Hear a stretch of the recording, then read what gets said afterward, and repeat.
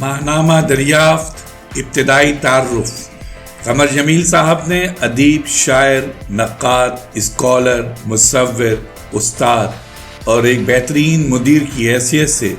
نہ صرف اپنے ملک میں بلکہ اردو دنیا میں اپنا ایک ممتاز مقام منوا چکے ہیں۔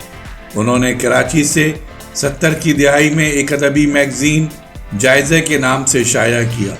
اور اس میں انہوں نے نثری نظموں کی تحریک کو بھرپور انداز میں پیش کیا۔ اب یہ ادبی میگزین شاید لائبریریوں میں ہو۔ اس کے بعد مختلف ادبی خدمات کو سر انجام دیتے ہوئے مارچ 1990 میں ایک اور ادبی ماہنامہ جس کا نام ماہنامہ دریافت کراچی تھا، اس کا اجرا کیا۔ دریافت کے مدیر اعلیٰ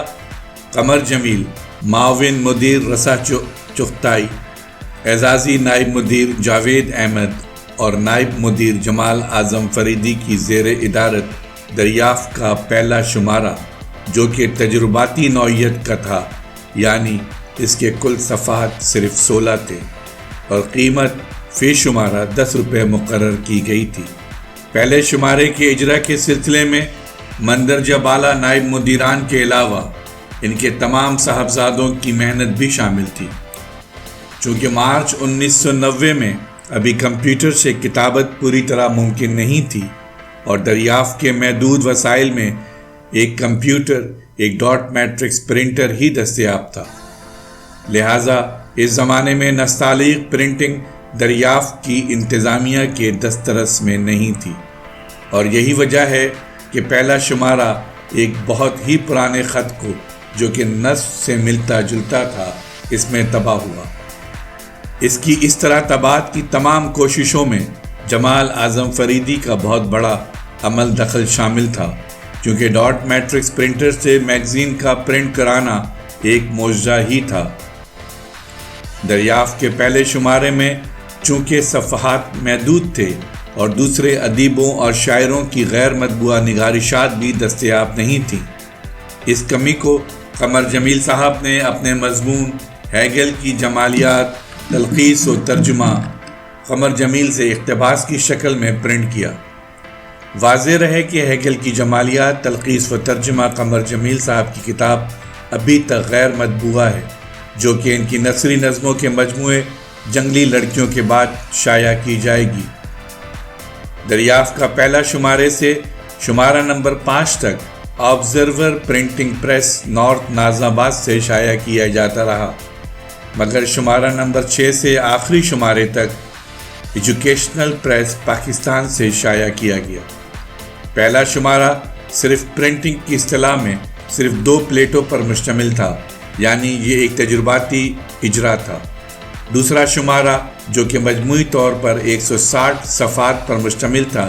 اس میں مدیر قمر جمیل، نائب مدیران رسا چغتائی، جاوید احمد، جمال اعظم کی ٹیم کے علاوہ پہلی دفعہ ظفر اور احمد کا نام اردو خطاطی یعنی ٹائپنگ بذریعہ کمپیوٹر بھی شائع کیا گیا۔ سرور کاشف جمیل اور اسکیچ آصف جمیل اور کاشف جمیل کے نام بھی نمایاں طور پر شائع کیے گئے۔ پہلا شمارہ کا سرور آصف جمیل کا بنایا ہوا ہے، مگر ان کا نام اس شمارے میں شائع نہیں کیا گیا۔ اس کے بعد دریافت کے دوسرے شمارے جو کہ ماہ اپریل اور مئی 1990 پر مشتمل تھا، اس میں پوری انتظامیہ کے نام جلی حروف میں شائع کیے گئے۔ واضح رہے کہ دوسرا شمارہ بھی خط نص میں پرنٹ کیا گیا اور اس طرح ماہنامہ دریافت کراچی قمر جمیل کی زیر ادارت شائع ہوتا رہا اور اس کے 5ویں شمارے میں ایک انقلابی تبدیلی اس کے خط نص سے خط نستعلیق میں تبدیلی تھی، جو کہ قارئین کرام کی نہ صرف خواہش تھی بلکہ وقت کی ضرورت بھی، کیونکہ ہمیں خطوط موصول ہونا شروع ہو گئے تھے کہ اتنا اچھا ادبی کام خراب خط یعنی نص میں شائع کیا جا رہا ہے، تو اپنے محدود وسائل کے باوجود دریافت کی انتظامیہ اس کو 5ویں شمارے میں تبدیل کرنے میں کامیاب ہو گئی۔ اس کے بعد اس کے تمام شمارے خط نستعلیق میں ہی شائع کیے گئے۔ سامعین کرام، یہ باتیں ابھی بہت باقی ہیں اور اس مختصر وقت میں اس کا احاطہ کرنا ممکن نہیں ہے۔